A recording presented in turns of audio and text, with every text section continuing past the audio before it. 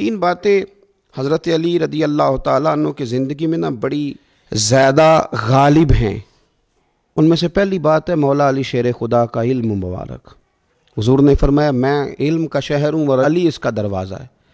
یہ جو علم و حکمت ہوتا ہے نا، یہ بڑی راہیں کھولتا ہے۔ علم آدمی کو بااعتماد کر دیتا ہے۔ علم انسان کو بہت ساری ترقیوں کی طرف لے جاتا ہے، اور یہ علم ہی ہے جس کی برکت سے انسان خدا رسول کی بارگاہ تک رسائی حاصل کرتا ہے۔ حضرت علی المرتضیٰ شیر خدا رضی اللہ تعالیٰ عنہ بہت زیادہ علم و فضل رکھنے والے تھے، اور وہاں آپ کی نظر جاتی تھی جہاں روٹین میں لوگوں کی نظر نہیں جاتی۔ ایک مقدمہ پیش ہوا کہ حضور دو خواتین کے ہاں اکٹھے بچوں کی ولادت ہوئی ہے، اندھیرے کا وقت تھا، تو اتفاق کی بات یہ ہے کہ ایک بیٹی ہے ایک بیٹا ہے، اور ایک ہی وقت میں دونوں بچے پیدا ہوئے۔ اب دونوں تقاضا کر رہی ہیں، ایک کہتی ہے بیٹا میرا ہے، دوسری کہتی ہے بیٹا میرا ہے، تو بیٹا کس کا ہے؟ ہم بڑے پریشان ہیں، بات بڑی طول پکڑ گئی ہے، دونوں گھروں کے درمیان تلواریں نکل آنے کا خدشہ ہے، تو بیٹا کس کا ہے؟ تو حضرت علی فرمانے لگے کوئی مشکل مسئلہ ہے، دونوں کا تھوڑا تھوڑا دودھ نکال کے تول لو، جس کا دودھ وزنی ہو بیٹا اسی کا ہے، اس لیے کہ رب کریم نے بیٹے کا ڈبل حصہ رکھا ہے اور بیٹی کا سنگل رکھا ہے۔ تو اللہ تبارک و تعالیٰ نے یہ نظام بنایا ہے، تو اللہ تعالیٰ نے انہیں علم عطا فرمایا۔ اچھا ایک عجیب بات ہے، کچھ لوگ پہلوان ہوتے ہیں سیانے نہیں ہوتے، اور کچھ سیانے ہوتے ہیں تو وہ پہلوان نہیں ہوتے، کہتے ہیں یہ تو لکھنے پڑھنے کا آدمی ہے، تو یہ کیسے میدان میں نکلے گا، اور یہ تو میدان کا آدمی ہے، یہ لکھے پڑھے گا کیسے؟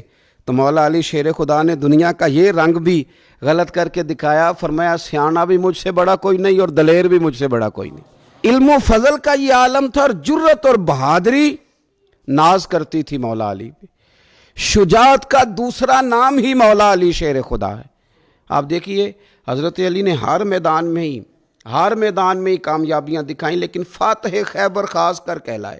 حضور صلی اللہ تعالیٰ علیہ وسلم نے خیبر کے دن فرمایا تھا صبح جھنڈا اس آدمی کے ہاتھ میں دوں گا جس کے ہاتھ پہ اللہ فتح عطا کرے گا، اور فرمایا بندہ وہ ہے جس سے اللہ اور اس کا رسول محبت کرتے ہیں اور وہ اللہ رسول سے محبت کرتا ہے۔ تو صحابہ فرماتے ہیں سارے منتظر تھے کہ صبح میری باری لگ جائے، میرا نام آ جائے، سب کو شوق تھا یہ سعادت لینے کا، لیکن حضور نے صبح فرمایا عین علی ابن ابی طالب، علی ابن ابی طالب کہاں ہیں؟ تو کہا یا رسول اللہ وہ تو خیمے میں ہیں، ان کی آنکھوں میں تکلیف ہے۔ فرمایا بلاؤ نا۔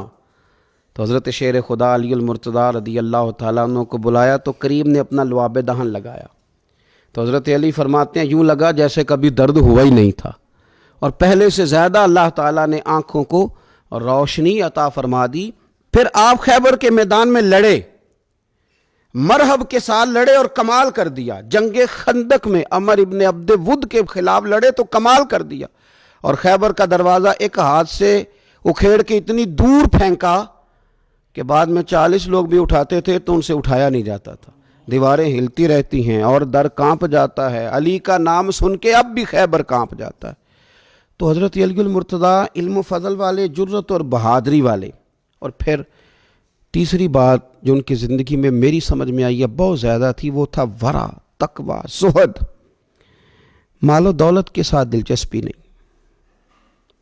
اپنی زندگی کے اندر دنیا سے مکمل منہ موڑ لیا۔ فرمایا کرتے تھے میں نے دنیا داری کو یعنی مال و دولت کی محبت کو میں نے 3 طلاقیں دے دیں، یہ ہمارے قریب ہی نہیں آتی۔ امیر المومنین ہو کے کوفے کے چوک میں کھڑے ہو کے اپنی زرہ، یا بعض نے لکھا تلوار بیچ رہے تھے، کوئی خرید لو کوئی خرید لو، اس تلوار کے ساتھ میں حضور کے ساتھ جنگ میں شریک تھا۔ تو لوگوں نے کہا بیچتے کیوں ہیں؟ فرمانے لگے تہمت پھٹ گئی ہے، پیوند لگنے کی جگہ بھی نہیں بچی، اگر میرے پاس تہمت کے پیسے ہوتے تو میں اسے کبھی نہ بیچتا۔ وہ تو خزانوں کی کنجیاں رکھنے والے لوگ تھے۔ پھر یہ کیوں کہہ رہے ہیں؟ اس لیے کہ تعلیم ہو لوگوں کو کہ مال کا آ جانا یا مال کا حاصل کرنا یا مال کی ضرورت ہونا یہ برا نہیں، لیکن مال کو دل میں جگہ نہیں دی جاتی، مقصود مال نہیں بنایا جاتا۔ اللہ تبارک و تعالی ہمیں ان کے فیض سے فیض یاب فرمائے۔